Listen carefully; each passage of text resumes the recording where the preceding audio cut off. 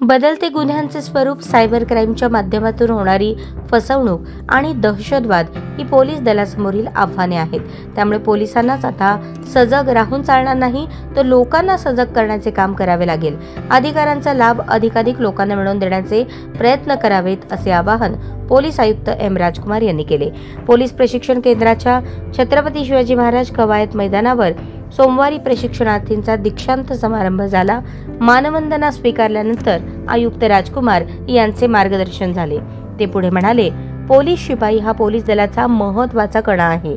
शिस्त आणि सुरक्षा या द्विसूत्रीवर पोलिसांना काम करावे लागेल.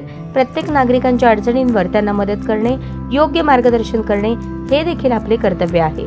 पोलीस अधीक्षक अतुल कुलकर्णी, निवृत्त उपप्राचार्य राजकुमार शेरे, निवृत्त पोलीस निरीक्षक महादेव नाईकवाडे, भरत राऊत आदी उपस्थित होते. उपप्राचार्य अशोक सायकर यांनी आभार मानले.